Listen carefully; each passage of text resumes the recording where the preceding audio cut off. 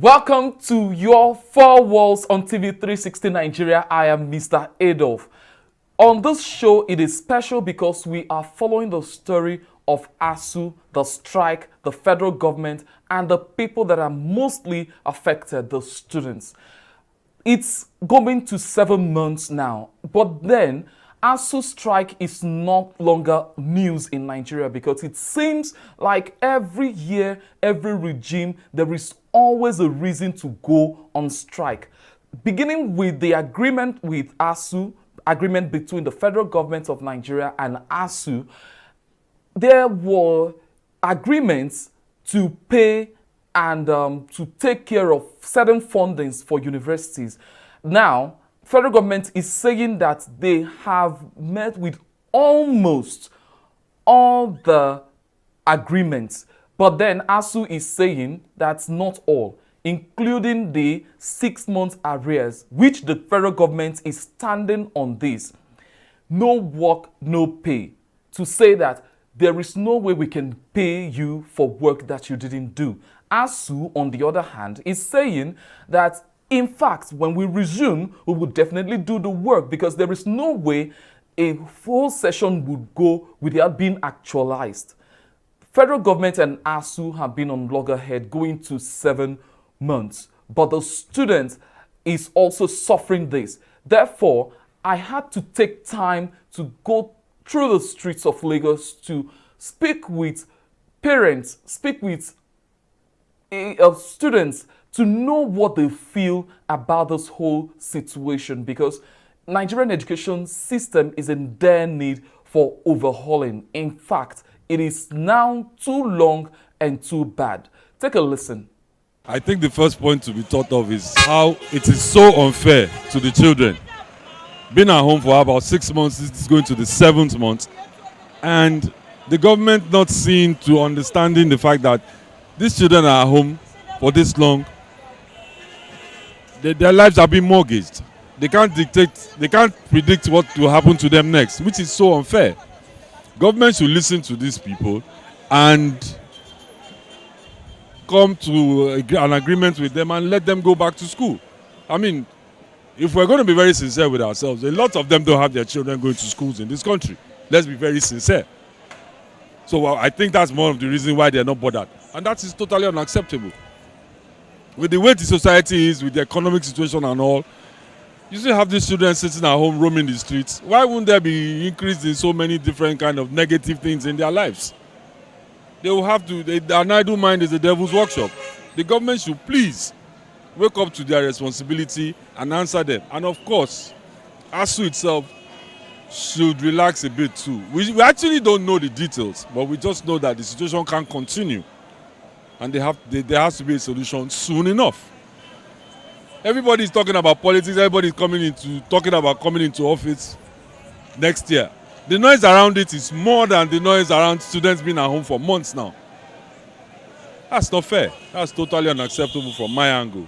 I think my thoughts has been very, very important that education should be given priorities. It's taking a very long time for the children to be at home for over 6 months, and it's a reflection of the society that when students stay at home and they are idle, it tends to bring a lot of crime, it likes to bring a lot of things that are not very good for them. So taking so long is not very acceptable to the development of the society as a whole.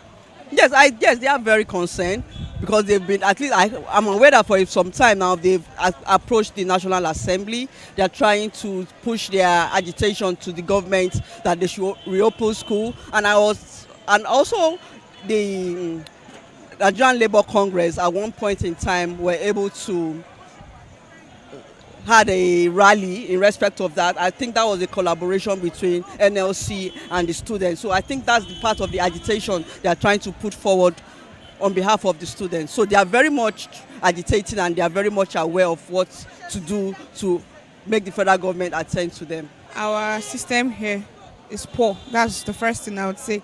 I did school in Nigeria, so I don't really have much to say about them, but I actually left to school outside the country because of what I have been hearing from other students. I was in Unical before now, strike and all, so I had to leave I went abroad to school. Whatever is their rivalry with federal government and as to they have to settle it because so many students are even tired of the educational system. Some feel like they have failed. In fact, they have failed us. That's the truth. Not even with you, they have failed us. Because if they have not failed us, I would not go outside to school. Okay, so some can afford it, some cannot. So for those that cannot afford it, whatever is the issue between federal government and Asuu, they should please settle, give them what they want, and let our future leaders, as they call us, go back to school.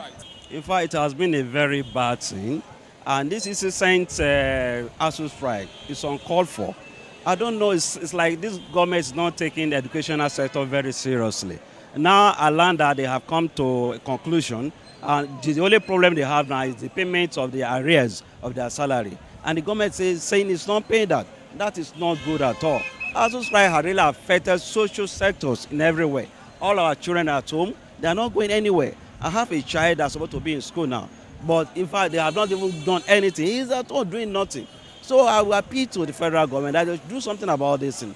Even if it is slashing the Asuu salary, the arrears into 50-50, let them pay. And so that these children can go to school. It's really affecting them. And some of them are indulging in social habits that are not conducive for the society. And it's because they have been at home. They say the devil finds what for the idle hand to do. When they're at home, they just have to do something. Either going to Yahoo or try to get something for themselves because they are not busy. So it's really affecting Nigeria so much. And I appeal to the federal government that they should take the educational sector very seriously. They should do this. There's no point going on strike if government is meeting their needs. So they should come to a compromise where they will just resume and call up this strike. With the electorate, who are we voting for? How do we rate them? These people make a lot of promises before coming in, and nobody will be campaigning and say they will not take care of the educational sector. It is when they come in that they start doing another nonsense. So it is really difficult for us to really knowing whom to vote for. But to me, I know whom I'm going to vote for. I'm going to vote for that person. But I will appeal to electorate that they should just look at them, look at the people we want to vote for. Who do you think are really affect education sector positively and vote for them? I feel it's very, very unfortunate. Very, very unfortunate. In my opinion, both parties are to blame. Both of them, to me, are insensitive to the plight of our kids, our wards, and the younger ones. It's very unfortunate that at this point in time, they don't take the education of our children very seriously. The government on its part is supposed to take responsibility and own up and try to meet some of their demands. These demands, I think, from what I heard, has been signed years back. And when this government came into power, they should have addressed this issue. Okay, we are not there when you signed this agreement. Come, let us talk. They didn't say anything. Probably they seem to have agreed with them. And now that they are asking for it, they are saying it's too much. In the same vein, Asuu on their part too should also try to calm down a bit, so that at least for the sake of the children, they can continue negotiation with the government and try to reach a common ground. It's very unfortunate. We can't say government is at fault, right? You understand? We know government is right. We all know this country. A lot of things are not right, unless we want to fool ourselves. But at the same time, Asuu should realize that government will not meet all of their demands, and so also they should also compromise and try to see what they can do for the sake of the children. That's my opinion. Honestly, we have got it wrong for a very long time. It's not what is happening in Nigeria today did not start today. You should have, that. And part of the problem is the government deliberately trying to make education not important, so that our youth are not properly educated, so they can ask the right questions. They are oppressing us so that we won't be informed and well enlightened enough. So they are keeping us in poverty so that we won't be strong enough to challenge what they do. If you go to everybody in this country knows the situation is very, very bad. And if you want to go out and say, okay, we want to change the situation, the structures, everything is in the hand of the ruling class. There's very little we can do, but we can start from now. You understand? I encourage Nigerians to look at candidates, not political parties. Look people with track record, people who you are sure can deliver. You understand? Not necessarily following the bandwagon. Otherwise, we'll continue from. I don't see. Honestly, it's very, very grim. To be honest, to you, to me, I don't see, except we start to act now. Nothing will change overnight. It will take time, and we have to be informed. And part of the problem is our educational system. A lot of things is wrong, but we have to start from somewhere. We have to come back. All this polarization, religious crisis, tribalization, we have to stop. I don't know where you come from. You stop me, we are talking. We are all Nigerians. Look at this market. There are Igbos, Hausas, Yorubas, everybody. We are all one. But they use it to divide us. You understand? So that they can to continue to enslave us. We have to come back and reason and know that we common men, ordinary people, should sit back and know these people are taking us for a ride. And it's very unfortunate. Welcome back. We'll take a short break. When we come back to dissect this issue further, we'll be having a special guest, educationist and expert too, to critically explain the place of the students of Nigerian public universities. Don't go, we'll be right back.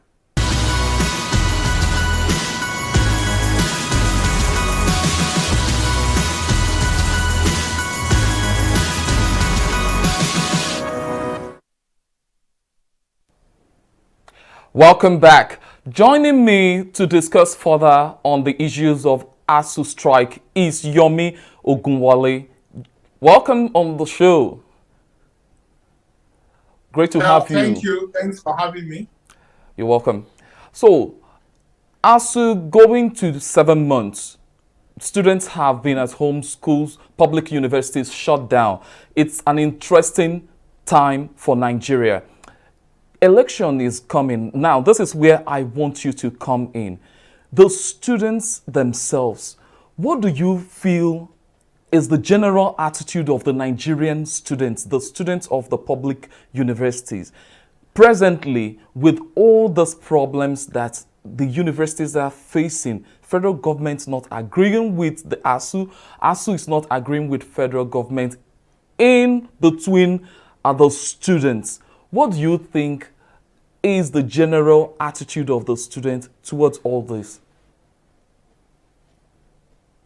For university students, for example, undergraduates, it's more of a situation where you don't know where to turn to. And I think that's the general perspective for students now.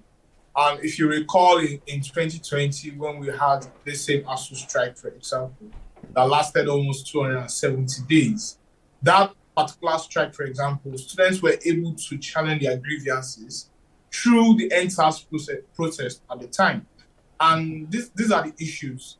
The average university student, the average undergraduate, is also a Nigerian. And the bigger challenge for them is that there's no structure in which they can challenge their grievances. They can actually say, this is how we want to express ourselves. You could recall, I think it was like when the strike was like 3 months, students went on protest. They protested from UI, from Unilorry, from Uniport. Students went on protest.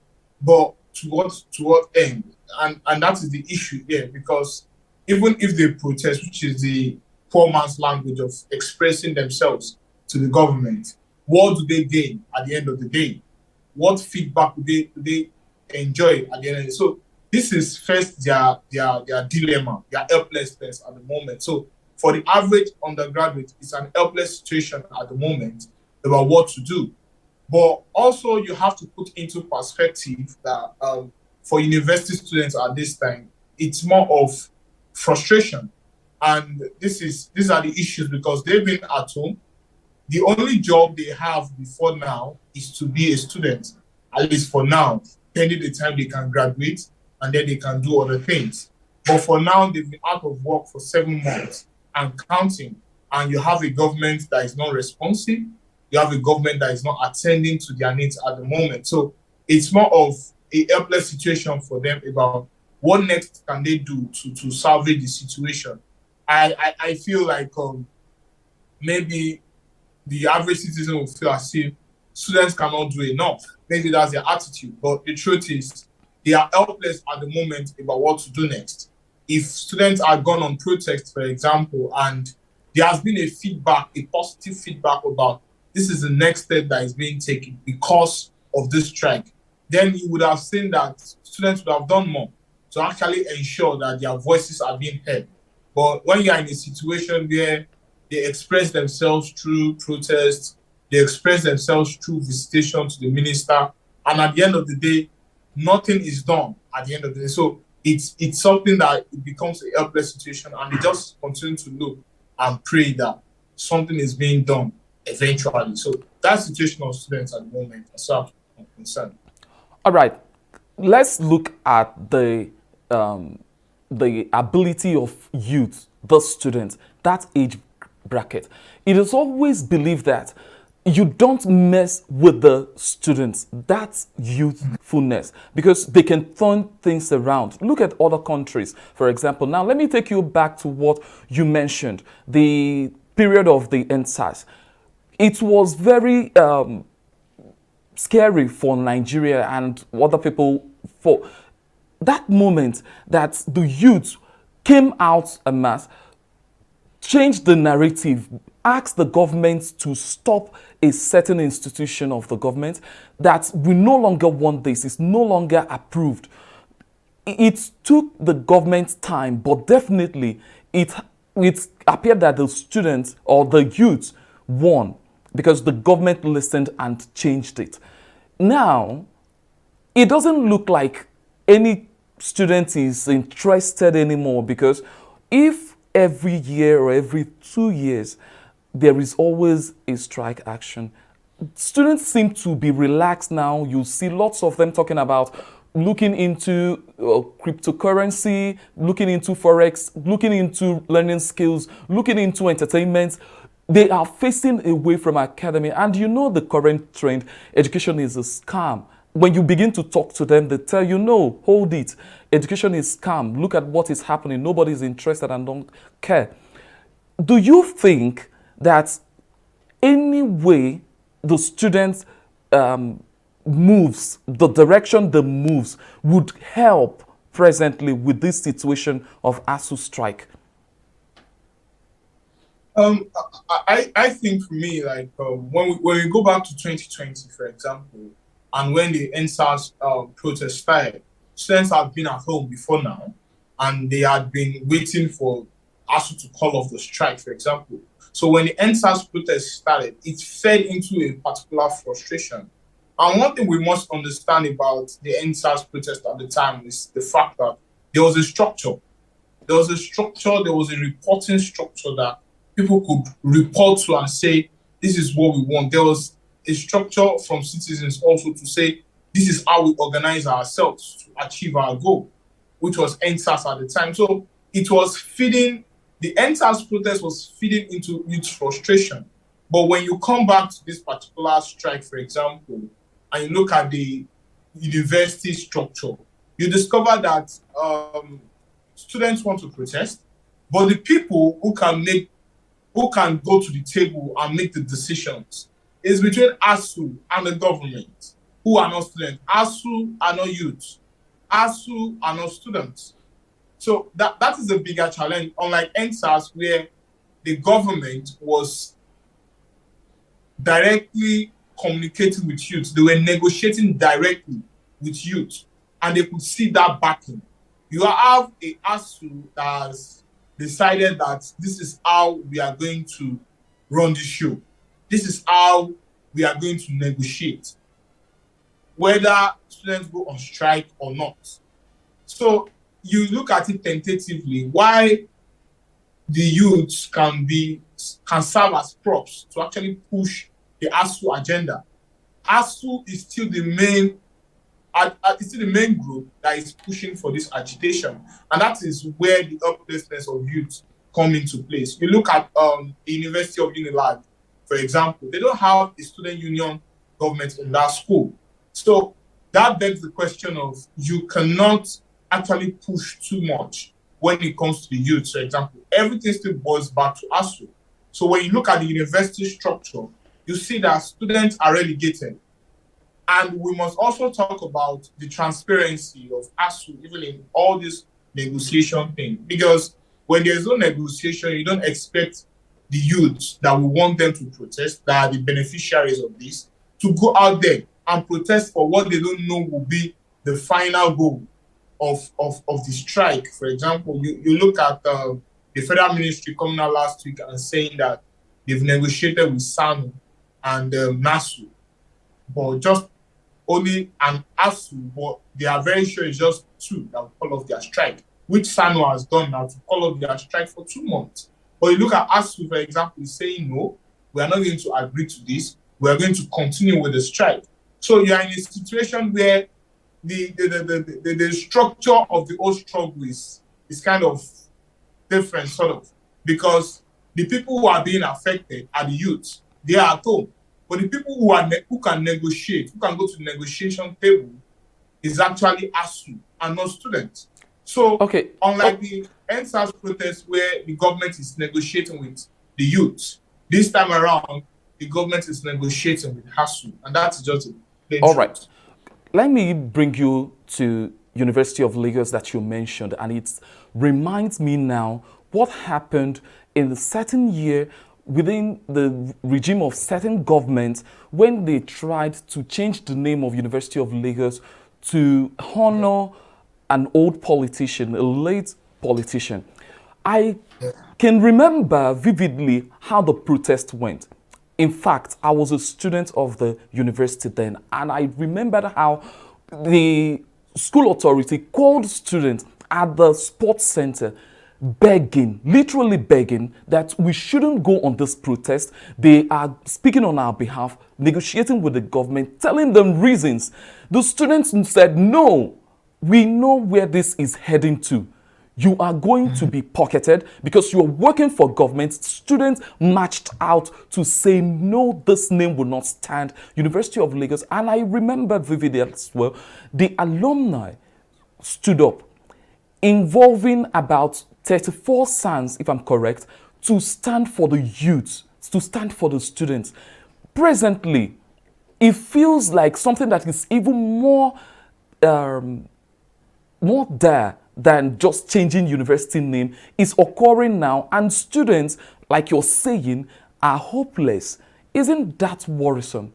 When students already have social media, they have their voices, they have the strength, they have the number, they're laying back depending on Asuu, depending on government, who seem not to be doing anything for 7 months. What are we saying now? I think there is something that we need to put into perspective here, and we call it organic, when a movement is organic. Okay. Now, organic movements are not movements that will last forever. And these are the issues here. I think Asuu has gone on strikes since 1999 for like 17 times. 17 times or thereabout. Asuu has been on strike. So it's like for this administration, for example, I think for every 2 years, Asuu goes at his strike once. So these are the issues. We are bringing up the issue of Maulad, for example, if I could recollect very well. And just like you said, these things are energy. You use it, you bring it together, you galvanize together, and you move with force at a particular time to tell yourself that this is the goal that we want to achieve. But when you come to Asuu, I'm not trying to say the youth are correct. No, that's not what we're saying here. What I'm saying is, let us look at our reality. Let's pretend that students go on a strike, for example. For how long do they have to do that? And you can recollect back in the 60s and the 70s when you have the Madu Bello, you have the UNILAG, you have the UI, you have the OAU, you have the UNN, for example. They can decide, even without social media at the time, they can decide that they are going on strike tomorrow. They send memos to themselves and they shut down the whole system immediately. But we have a time where students have seen this thing happen over and over. The history is there about Asuu strike, for example. We've read the history and we've seen that even the system have been gamed. So you begin to see students who struggle to say, who do we trust in this struggle? You have a NANS, the Nigeria Association of Nigerian Students, that could actually say, let us move as one voice. Let us go and say, this is what we want as a body. That has been compromised also. So you begin to have this issue. So when you put these issues together, you begin to understand why youth cannot organize themselves. Because youth alone cannot move this. we have to have the support of other bodies, for example. And I think there has been this silence over time whereby ASU has been the one who continues to lead this voice. So when they go on strike, everybody talks about universities. When you call off the strike, everybody shut up about universities until the next time All right. ASU goes on All right. strike again. All right. Yomi, let me in 10 seconds or say 15 seconds. What do you think can be the easiest solution now? Is that the social media, should the youth begin now to face the government saying the next election you will meet us there with our ballot in 15 seconds? Okay, yes, yes. I think this is a very good thing at this time for youth to actually express their voice, to actually demand a better tertiary education plan or public universities plan on how they are going to address these issues and judge each candidate by their plans, hold them accountable. Whoever they think has the best plan should be voted for, and then we can hold them accountable after the elections. I think that's the best way to go at this time. Thank you very much. Before you go, we normally do grading. A, C, and F. A is for excellent, C is for fair, and F is terrible. Now we're going to grade the ASU body itself. How can you grade ASU? Excellent, fair, or terrible presently? I think let's just say I'll give them a F. I'm sorry, I'll give them a F because they failed in a lot of issues. And why I say that is because ASU is not transparent about what they want. Wow. ASU keeps changing the goalpost at different times. I think they just continue to look after themselves only. Why not looking at the government? From time to time, we continue to hear ASU talk about universities revitalization. Yes. And they reduce the strike to their salaries. All right. Thank you. And they owe students. Thank you very much. Thank you so much for all your time on this program. We have seen it all. And with me is Yomi Ogunwale, who has explored slightly things around the students' situation within this ASU strike. Until I come your way next time, this is Four Walls, where we talk about education system in Nigeria. Until I meet you, stay blessed.